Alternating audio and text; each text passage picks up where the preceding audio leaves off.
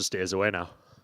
I'm really enjoying it. I'm really happy, and well, this is just like a normal fight week for me. I feel ready now.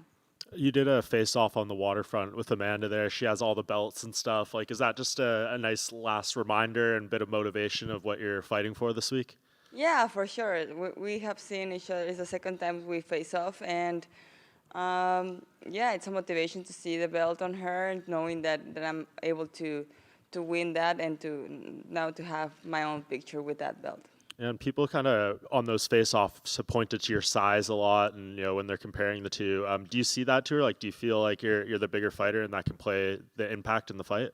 Well, yeah, I've been always one of the biggest fighters in the division, and yeah, I feel in a good shape. Training camp was really good. I'm physical on my best shape ever, and yeah, I feel strong. I feel nice, and I think that's going to be an advantage for me. What do you just make of Amanda at this point in her career? Like, she had the loss to Juliana for her first one in a very long time, and she rebounded, but she's admitted that she thought about retiring after that fight. Like, do you feel like she is maybe as invested in the sport right now as you are, who's like obviously very driven to get that title? Oh, definitely. I'm very hungry for the title. I'm very focused on that, and that's my main and only goal now in my life. And I don't know what's on her mind. Maybe I don't know if she wants to retire or not, and we'll never know how mentally it's the other fighter going to come. But I'm expecting that her best version, and I'm thinking that she's going to, if she wants to retire, she's going to want to retire as a champion. So I'm not taking it in the easy way. I'm not seeing that. I'm expecting her best version, and that's it. And we see it a lot in these scenarios when a fighter like yourself could beat a dominant champion like herself. She'd probably get an immediate rematch. Is it your expectation that you're going to have to not only beat her once, but probably twice in a row? Yeah, we don't know. I'm focusing on winning this fight. I don't know about what's going to happen next. If it's the case, I'm sure we can make a rematch. But yeah, let's see what happens first in this fight. And in the front, right here, Amanda's obviously she's been champ pretty much her whole UFC career. I know she had the hiccup against Juliana, but she got it back in her next fight. So I'm curious, were there moments maybe when you weren't preparing, you didn't have a fight lined up, that you were mentally preparing to fight Amanda throughout your career? Yeah, I've been watching Amanda for a long, long time. I have always have her in mind. I have always prepared for her. It's not just this training camp. I have prepared for her for a long time, and actually, especially when I won to Kathleen Vieira, I thought it was a possibility to get a call for the belt. Because she was number ranked two, she was undefeated, and by her credentials, I know that it was a possibility. So since then, I was finding already training for Amanda just in case. So looking back throughout those years, how have you seen her development and growth as a fighter, or is she still kind of relatively the same fighter? She just kind of got improved all around. Oh, we see her that that she has been improving. Um, she added the southpaw game to her tools, and well, as a fighter, if you're not improving, what are you doing here? And she has done it. She has been improving in every fight. She had a little slide down with Juliana, but she came back better. So I'm expecting her best version. Well, speaking of that southpaw, when she did fight Juliana, she came out, kind of threw her off by switching stances. When you were watching that, what did you think when you saw her come out southpaw? We thought that yeah, she adapted that to her game plan, and we thought it was good. It didn't scare us. If the fight was going to come sooner or later, it didn't scare us because we always train in the gym with the both guards, with southpaw and the normal guard. So yeah, I'm prepared for that too.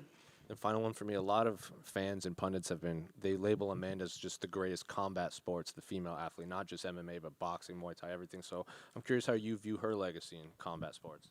My legacy? Her legacy? Oh yeah, for me she is the greatest of all time. For me she is, and that's what makes it even more great for me to being able to have this opportunity against her to be one of the greatest. I respect her, it's an honor for me. And And yeah, but as much as I respect her, for me, is in this fight, I'm coming with the mentality of winning, and it's not kill or die in that fight. For me, it's kill or kill, and that's it. And but it doesn't take off the honor that I have and the respect I have for her.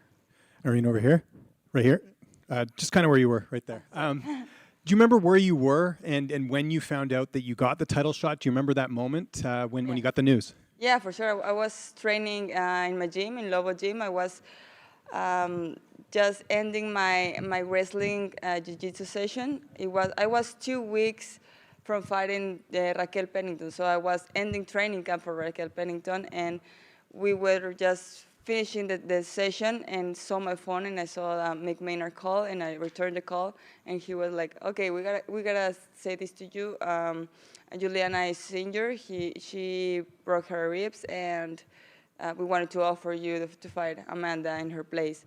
And I was like, "Okay, so Raquel is out? Yeah, Raquel is off. Okay, oh great, yeah, we're in. Oh yeah, so we need you in 2 days in New Jersey to make the press conference." So it was really crazy. So one day I was preparing to fight Raquel, and the next day I was fighting for the world title against Amanda, the greatest. And yeah, it was really crazy, but it was awesome. How inspiring was it to see your teammate Alexa Grasso win the flyweight title? Very inspiring.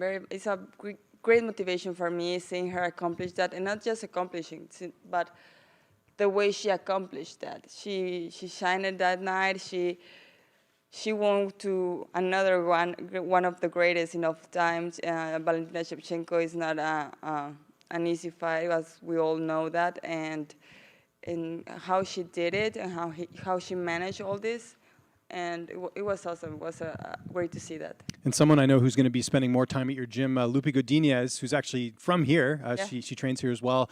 Just how impressed have you been with her run in the UFC, someone that I know has done quite well recently? Oh yeah, she's doing great. We are glad to have her here in the team now. She's coming soon to Mexico, and I think she made a great decision in coming with us, and she get really get along with all the team. She's going to be representing Mexico really, really good. She already has, but I know that here is going to have much more improvements, and I know we're going to have another world title in her. And last question for me, what do you think of Vancouver so far? Oh, it's awesome. I love Vancouver. I never have been here before. I never knew Canada before. I'm really excited to be here. It's beautiful. I'm enjoying it. Irene, just to your left here. You mentioned Alexa's win over Valentina, and when you think about it, Valentina and Amanda Nunes, for a long time, the faces of their divisions, the rivalry between them. When you and Alexa talk about how far the two of you have come and how now she has dethroned one of the greatest of all time and now it's your turn, what are some of the conversations the two of you have together? When she got to Guadalajara after her fight with Valentina, she went to my home and showed me her belt, and the first thing she said was, "You're next." And I was, "No, this is your time, congratulations, and you're next." And the was great to see her like that, and yeah, we have been looking back all this time, and yeah, it has been a long journey, and it's nice that we have shared this together. We have lived this together almost in the same time, and we made our MMA debuts together, Invicta debuts together, and now we're almost in the same path for the belt together, almost in the same time, just months on difference. But yeah, it's been great to share this with her. And just one more for me. Obviously, it's been a banner year for Mexico. Brandon Moreno completes his quadrilogy. Yair Rodriguez is headlining International Fight Week. When I talk to you and all of these fighters, there's just such an immense pride to be representing Mexico and to be having so much success. What is it about the Mexican culture that has you as fighters so happy to represent your country?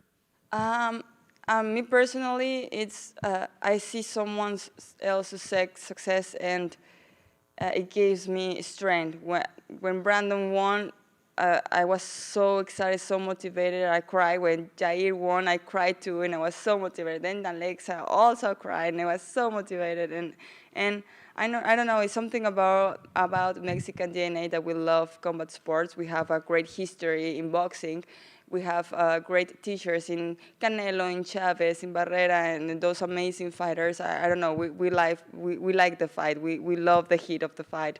We're not going backwards. We're always going forward, and we have a lot to learn from them. And I think those fighters represent all of Mexicans' heart, not just fighters, but all the people, all Mexicans have that in their DNA, in their hearts. That we're really, really passionate about things. Right here. Just to build on that, what's the fan reaction been like at home to Alexa and the other champs and yourself? Are the fans in Mexico getting more behind MMA? Oh yeah, I've been having a lot of support from Mexico, more than I thought I would have, and it's been really nice to see all the messages, all the support. My coaches says tell me to leave the phone alone, but I love to see all the messages. It fulfills me really nice, and yeah, they have been supporting us very well. So UFC Mexico 2024, we hope? I hope so, yeah, definitely. Last one for me. I mean, when you look at Amanda's loss to Juliana, do you read much into that? I know she said she had some things going on before that fight, and she did come back and avenge it. But do you see things from that fight that you feel you can build on? Oh yeah, for sure. There's I study a lot of her fights. I can take some information from that fight, from her losses, from her winnings. I knew that she wasn't 100% there in that fight, and I understand that because it happened to me also. But yeah, we could take a little of every fight of her. Sorry, when you say it happened to you also, when did it happen to you? What were the circumstances? For the Holy Home fight, I got COVID and I got a fracture, and there are some things that happened before the fight that didn't help me. And yeah, I didn't recover well from COVID, and I got negative from COVID just 1 week before going to Holy Home fight, and yeah, it affected me. It's not an excuse. I fought the best version of Holly, and not taking away anything from her, but I know how it feels to go in there not being at your 100%. Thank you. Thank you. Question here. In an earlier episode of Embedded this week, you talked about how you have a vision of you and Grasso getting a picture taken together, both with a belt each. I was wondering, is visualization something you've done a lot throughout your career? And do you have a vision for what's going to happen on Saturday night? Yeah, for sure. We have a photo of both of us holding a belt from a company in Mexico, from a league, a MMA league in Mexico, where we started our careers. And yeah, I see we looked so little in that picture, so young, and I know that we're going to make the photo again, but with the UFC belts, definitely. One more thing from the side. First off, welcome to Vancouver. Thank you.